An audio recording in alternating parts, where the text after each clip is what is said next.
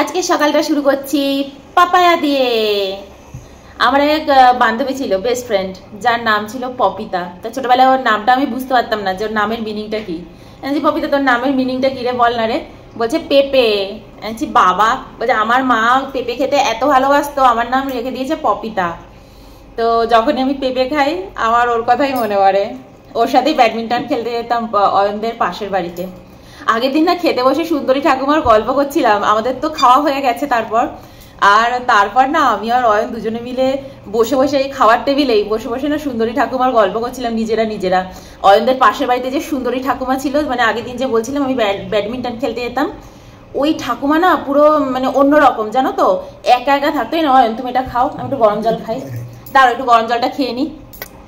ওই ঠাকুমা না একদম অন্যরকম, জানো তো। ওই ঠাকুমার প্রচুর জমি আর পুকুর রয়েছে, দুটো বড় বড় পুকুর। পরে তো অয়নরা এসে ওনার পাশেই জমি কিনে বাড়ি করেছে, অয়নের জেঠু ওরা সবাই, মানে সবাই মিলে একান্নবর্তী অয়নদের ফ্যামিলিটাতে তো সবাই একসাথেই থাকতো। তখন তো অয়নরা অনেক ছোট ছোট।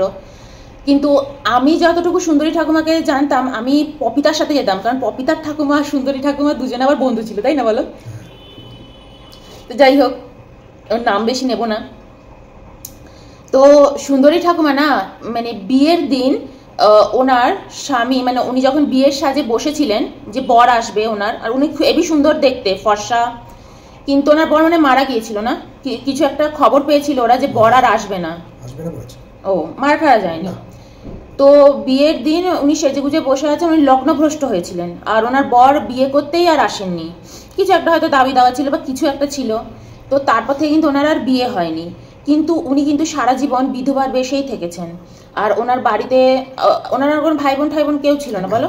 এক ভাই, সে আবার দিল্লিতে অনেক বড় চাকরি করে। এখন উনি ও মানে উনি আর ওনার না আরেক বোনও আছে।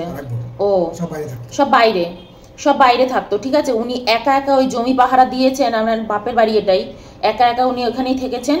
আর মানে উনি না একটু ভুতুরে গোছের ছিলেন। তো আমি কালকে না যখন খাওয়াটা শেষ হয়েছে আমাদের দুজনের, আমি আর অয়ন দুজনে মিলে না সুন্দরী ঠাকুমার গল্পে ফিরে গেছি। তো অয়নদেরও বলা হতো কখনো ওনার বাড়িতে ওরকম হুটহাট ঢুকে যেতে না, উনি একা একা থাকতেন। আর ওনার চারদিকে কচু বন, ঝোপ ঝাড়, উনি না কখনো সেটা পরিষ্কার করতেন না, তাই না বলো অয়ন? কখনো পরিষ্কারও করতেন না, কোনো বাচ্চা ছেলে বা অন্য কারোকে না ওনার বাড়িতে ঢুকতেও দিতেন না। উনি একদম একা একা থাকতেন, একদম একা একা। তা অয়নরা যখন প্রথম বাড়ি করে এসছেন, তা অয়নের জেঠু ঠিক করেছে যে রাস্তায় লাইট দেওয়া হবে। এটা কিন্তু অনেক বছর আগের কথা বলছি, তো 90 সালের আগের কথা বলছি। তো বলছে যে ওইখানে সরু গলি, তো আমাদের তো কলকাতায় সরু সরু গলি, তো ওই গলির মধ্যে তখন তো আর কেউ আসেনি, শুধু অয়নদের বাড়ি আর ওনার বাড়িটা রয়েছে, আর সামনের দিকে দু একটা বাড়ি রয়েছে, আর চারদিকে শুধু জঙ্গল আর জঙ্গল। জঙ্গলটাও কিন্তু সব নারকোল গাছের জঙ্গল, ওখানে পুকুর আর নারকোল গাছ অয়নদের বাড়ির চারপাশে। তো জেঠু ঠিক করেছে এখানে লাইট দেওয়া দরকার, কারণ সন্ধ্যেবেলা যাতায়াত করতে অসুবিধা হয়।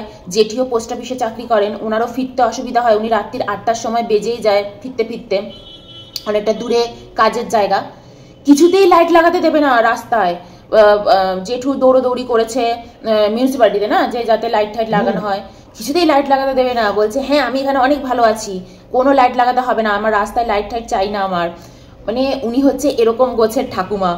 এখন যখন অয়নের সাথে গল্প করি, আমি তো আবার ছোটবেলায় ওনার বাড়িতে যেতাম ব্যাডমিন্টন খেলতে, আমাকে আবার হেভি ভালোবাসতো, আমাকে বলতো আয় আয় আমার বাড়িতে আসবি, তুই খেলবি। আবার আমাকে না ওই মেরি বিস্কুট দিত, কিন্তু আমি না কোনোদিনই খাইনি, কারণ মেরি বিস্কুট তো আমার ভালো লাগতো না। আমি আবার ওটা আমার বান্ধবীকে দিয়ে দিতাম।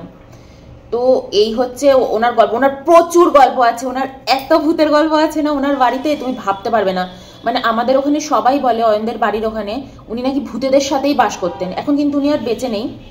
ওনার মৃত্যুটাও কিন্তু এমন হয়েছে জানো, যে ফাঁকা বাড়িতে উনি নাকি মানে যখন মারা গেছেন, উনি নাকি এরম হয়ে নাকি মানে কোনো কিছু ভয় পেয়ে নাকি উনি মৃত্যু হয়েছে। তা বলছি উনি তো ভূতেদের সাথেই থাকতো, তাহলে আবার কি দেখে ভয় পেলো? অয়ন বলছে না, হয়তো এমন কিছু হট করে দেখেছেন তার জন্য হয়েছে। মানে ওনার যে পুকুর পাড় আর ওনার বাড়িতে কি কি যে মানে কত গল্প আছে আমরা ভেবে। অয়ন ভাবো সেখানে গিয়ে কচু তুলে এনেছে, কচু নিয়ে এসে খাচ্ছে। অয়ন এখন মন দিয়ে মোবাইল দেখছে, কোনো কথা বলবে না ও। এই খাও, পেঁপে খাও। পেঁপেটা একটু ঠান্ডা বলে অয়ন খাচ্ছে না। অয়নের আবার খুব ঠান্ডা লাগার ঝাঁত আছে। এই দেখো আমাদের কলকাতা থেকে এসে গেছে আমাদের ডাল, অন্যান্য গ্রসারি।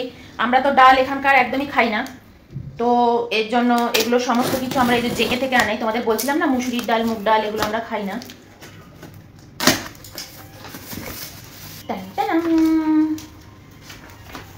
क्या क्या है निकालो, ये देखो এটা মানে মশলা বড়ি, মশলা বড়ি। यस বাট তুমি একটা একটা করে রাখো। এটা কি গো? পোস্তো। ये देखो हमारा पोस्तो आ गया, आज का पोस्तो। এটা দেখে সবচেয়ে আনন্দ পাবে পম্পান্টি। পম্পান্টি আপনার কথাই বললো অয়ন, বলে আপনি নাকি আনন্দ পাবেন। পম্পান্টি এখন আমাদের ফ্যামিলির সত্যি একজন সদস্য হয়ে গেছে, বলে আমাদের ঘরেরও সদস্য হয়ে গেছেন। হ্যাঁ সোনা মুসুর ডাল, এগুলো ওই ছোট ছোট ডালগুলো, এখানে ডাল না সেই বড় বড় পাতার মতন, ও খাওয়া যায় না, আমার ভালো লাগে না খেতে। এই যে সোনা মুগের ডাল, এই সোনা মুগের ডাল, এগুলো একটা সোনা মুসুর। এইগুলো কত করে নিয়েছে এক কেজি? এটা হচ্ছে 238 টাকা। আচ্ছা মুগ ডাল নিয়েছে 238 টাকা কেজি, 190 টাকা কেজি। আর এটা নিয়েছে 190 টাকা কেজি মুসুর ডাল। পোস্তর দাম আর বলতে হচ্ছে 1290 টাকা। আচ্ছা পোস্ত হচ্ছে 1290 টাকা। আমার মনে হয় কলকাতায় বেশ লুজ কিনলে কম দাম। লুজ কিনতে হবে, ঠিক আছে। আর এটা হচ্ছে উড়াদ মশলা বড়ি, এর দাম নিয়েছে হচ্ছে 98 টাকা। আর এটা হচ্ছে 98 টাকা নিয়েছে। আমার কাছে না গয়না বড়িও রয়েছে, আমি কিছুদিন আগে গয়না বড়ি আনিয়েছিলাম, ওই অনেকগুলো বড়ির সাথে এসেছিল, জানো খাওয়াই হয়নি, মনে করে না ওই ডালের সাথে খেয়ে নিতে হবে গয়না বড়ি। এইখানেই রয়েছে, এইটার মধ্যে রয়েছে, এই শোকেসটার মধ্যে রয়েছে। দেখো তো গয়না বড়িটা এমনি একটু দাও, দেখো তো এখানেই রয়েছে। খারাপ হয়ে গেছে নাকি দেখো তো, 2-3 মাস হয়ে গেছে। কত দাম দিয়ে যেন কিনেছি, এক একটা বড়ি 10 টাকা, এক একটা 10 না 12 টাকা নিয়েছে। আমার ঘরে না জিনিস খুব নষ্ট হয়ে যায় জানো তো, মানে দুটো লোক তো, আমি ওর জন্য না অয়নকে বলি আনাবে না এত কিছু করে। তো এই দেখো এক একটা বড়ি 10 টাকা করে নিয়েছে পার বড়ি, মানে এখানে 5টা বড়ি আছে 50 টাকা। অয়ন খেয়ে নিতে হবে। এই যে পোস্ত দেওয়া দেখো গয়না বড়ি, এটাও নিয়েছে 5টা বড়ি। এই যে টোটাল ডাল দিয়ে খেয়ে নিতে হবে। এই দেখো গয়না বড়ি, এগুলো সব পড়ে আছে, খাওয়াই না। কবে এনেছি এটা? এটা সেই ভালো ইয়ে থেকে এনেছি, কি যেন জল খাবার না কি যেন ওদের ব্র্যান্ডের নাম, ওদের ওইখান, হ্যাঁ আমার খামার ওইখান থেকে আনানো হয়েছে জানো। আমাদের এরকম পড়ে থাকে, এইমাত্র এগুলো দেখাতে গিয়ে মনে পড়লো, বার করে রেখে দেবো। হ্যাঁ একটা অন্তত একটা প্যাকেট খেয়ে নেবো ডালের সাথে, একটা প্যাকেট, আর একটা প্যাকেট থাকবে আরেকদিন খেয়ে নেবো। দাও তো আমি রান্নাঘরে রাখি, ওখানে রেখো না। এ দেখো আগের দিন আবার অয়ন এই যে চানাচুরগুলো নিয়ে এসছে, এই এখন আমাদের এখানে পাওয়া যায়, এটা একটা ছোট দোকান আছে মিষ্টির দোকান, এই মুড়ি খাবো ওর জন্য বার করেছি, ভাবলাম তোমাদেরকেও দেখাই। এই সব জিনিস না আমার নিজেরও অন্যান্য ব্লগে দেখতে খুব ভালো লাগে আর দেখাতেও ভালো লাগে। তো আজকে ভাবছি এ দেখো মুখরোচক লেখা, দেখো এখানেই পাওয়া যায় ব্যাঙ্গালোরে। তো এই চানাচুরটাই আজকে নিই, কালকেই অয়ন নিয়ে এসছে জানো। এই এটা খাই। বাটিতে জল আর দুধ দিয়ে দিয়েছি, এবার দেবো চিনি, চাটা বসিয়ে দেবো, সব একসাথে নিয়ে বসাবো আজকে। এই হচ্ছে ওয়েনার থেকে আনা চা পাতা, এটা না আমি একটু বড় চা আর ওই ছোট চা একসাথে মিশিয়ে রেখেছি, গুঁড়ো চাটা আবার যারা লিকার খেতে খুব ভালোবাসে তাদের খুব ভালো লাগবে। সবচেয়ে বড় কথা এই চাটা খেয়ে কোনো গ্যাস অম্বল কিচ্ছু হচ্ছে না। তো চায় দেখো একেবারে দুধ চিনি চা পাতা দিয়ে একেবারে বসিয়ে দিলাম, চানাচুরটা ঢালবো। দেখো এটা মুখরোচক কিন্তু এটা চানাচুর নয় গো, এটা না ওই মুড়ি স্টাইলের জানো। এই দেখো এটা তো চানাচুরের মধ্যে ঢালা যাবে না, যাই আপাতত এই চানাচুরটাই নিই, পরে ঢালবো খন তাহলে। তো এই দেখো আমার কান্ট্রি ডিলাইটটা, তো এই দেখো আমার কান্ট্রি ডিলাইটের ঘিটা এই যে শেষ হয়ে গেছে, এটার মধ্যে ঢালবো। তো এই দেখো ঢেলে দিয়েছি, আর ঢালতে গিয়ে একটু এগুলো পড়লো, তো এই যে এগুলো তো আমার খুব কাজে লাগে গো, এই শিশি টিশিগুলো আমি ফেলিও না, আমার খুব কাজে লাগে। তো দেখো একদম মুড়ি মাখা নিয়ে চলে এসেছি টেবিলে, একটু গাজর দিয়েছি, পেঁয়াজ দিয়েছি, চানাচুর, আদা, কাঁচা লঙ্কা, একদম সাদা মাটা মুড়ি মাখা, এগুলো নামিয়ে এনেছি। মুড়িটা ঢালতে হবে। তো দেখো আমরা এই যে এই মুড়িটা এখান দিয়ে কিনি, গৌরী মুড়ি, এটা কিনি। আর এটা এনেছি, আগে তোমাদের দেখিয়ে দিয়েছি কিন্তু এটা খাওয়া হয়নি, এটা হচ্ছে গুড় আর আটা দিয়ে এই বিস্কিটটা, এটা আছে, একটু একটা খাবো, একটু দেখবো কেমন। আচ্ছা অয়ন বেশ সাজুগুজু করে যাচ্ছে আজকে, নাকি ওদের অফিসে বলেছে সব ব্লু পরে আসতে, ব্লু কেন বলে কে জানে এগুলো।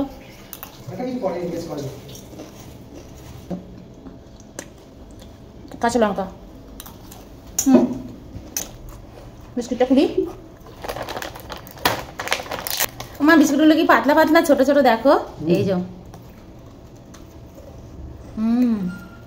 ভালো খেতে, খুব মিষ্টি নয় গো, ভালো খেতে। গুড়ে এমনিও খুব মিষ্টি হয়ও না।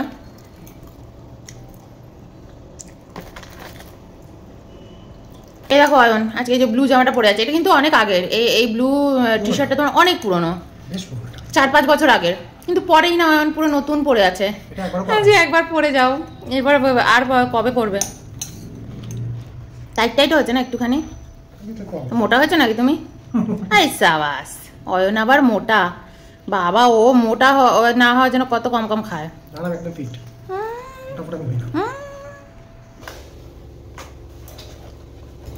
অয়ন চলে গেছে অফিসে, আমি চলে এসেছি এই ঘরে। আর আমি ঘর ঠর গোছাচ্ছি। গোছাতে গোছাতে এই যে এগুলো সব বার করেছি। ব্যাগগুলো এমনি সব গোছানো হয়ে গেছে, যেগুলো আমরা ঘুরতে নিয়ে গেছিলাম। তো হঠাৎ করে মনে পড়লো, আরে তোমাদের তো বলেছিলাম যে কি কি নিয়ে গেছি তোমাদেরকে দেখাবো। তো মানুষে নিয়ে যাওয়ার আগে দেখায়, আর আমি নিয়ে যাওয়ার পরে তোমাদের দেখাচ্ছি যে কি কি নিয়ে গেছি। এবারে ব্যাগটাও খালি করবো, ব্যাগটা গুছিয়ে টুছিয়ে ঠিকঠাক করে রাখবো। তো এই দেখো এই সবই আমি নিয়ে গেছিলাম। এর মধ্যে যা আছে সব আমি ওখানে ঘুরতে নিয়ে গেছিলাম যা, তাই আমি কিন্তু কিচ্ছুটি বার করিনি জানো এর মধ্যে থেকে। এই আজকে সব বের করে গুছিয়ে রাখবো। আর এগুলো এনেছি, যদি কিছু থাকে তোমাদের দেখাবো। এটা আমি নিয়ে যাইনি, জাস্ট তোমাদের সাথে কিছু হয়তো শেয়ার করবো বলে নিয়ে এসেছি। আর বলেছিলাম না যে ওখানে আমি কোন লিপস্টিকটা দিয়ে গিয়েছিলাম দেখাবো খন, দাঁড়াও। এ দেখো এই দুটো কম্প্যাক্ট নিয়ে গেছি। এটা হচ্ছে বডি শপের, এই যে। আর এটা নিয়ে গেছি কালার বারের, এই দুটো নিয়ে গেছি। ওখানে আমি না এই দেখো এই যে সুগারের এই লিপস্টিকগুলো নিয়ে গেছিলাম, পুরো টোটাল নিয়ে গেছিলাম। দাঁড়াও, এখানে আর দুটো আছে। আচ্ছা, তার আগে দেখাই, এইটা নিয়ে গেছিলাম, এটাও বডি শপের। এটা মনে হয় সিসি ক্রিম না ক্রিম, ওই একটা। এই একটা নিয়ে গেছিলাম। এটা না আমি সবচেয়ে বেশি ইউজ করি, নাইকার। এটা আমি সবচেয়ে বেশি ইউজ করি, এত ভালো লাগে আমার না নাইকার এইগুলো ইউজ করতে, ভীষণ ভালো লাগে। আর এই দুটো তো ওরা ওয়েলকামের সময় দিয়েছিল, ওয়েলকাম করেছিল আমাদেরকে এইগুলো দিয়ে। এই কাজলটা না জাস্ট ফাটাফাটি, এটা হচ্ছে ফেসেস কানাডার, খুব ভালো। আমি এই কাজলটা ভীষণ ভালোবাসি, ভীষণ। অয়ন যা যা ফ্রি পায় না বাড়িতে, এটা ওটা সেটা কিছুর সাথে হয়তো ফ্রি পেলো, তো অয়ন সেগুলো নিয়ে ঘুরতে যায়। ফেস ওয়াশ এগুলো আমিও নিই, এমন না আমি ওকেই বলছি। আরেকটাও আছে লিপস্টিক, আরেকটা লিপস্টিক পাচ্ছি না। সুগারের এরকম দেখো 4টে লিপস্টিক, ছোট ছোট না। আমি এই লিপস্টিকটা কিনে পেয়েছিলাম, এই লিপস্টিকটা। আর এটার সাথে একটা আইব্রো পেন্সিল ছিল, সেটার সাথে আমি এই 4টে ওরা পাঠিয়েছিল এই ব্যাগটাতে করে। ঠিক আছে, যদি একদিনও মানে লাগাইনি, একদিন মনে লাগিয়েছি ঘরে ট্রায়াল দেওয়ার জন্য, কিন্তু কোথাও লাগিয়ে আমি বেরোইনি। এই যে এইটা কোথাও আমি লাগিয়ে বেরোইনি। আমার ঠোঁটে হালকা লিপ বাম লাগানো আছে।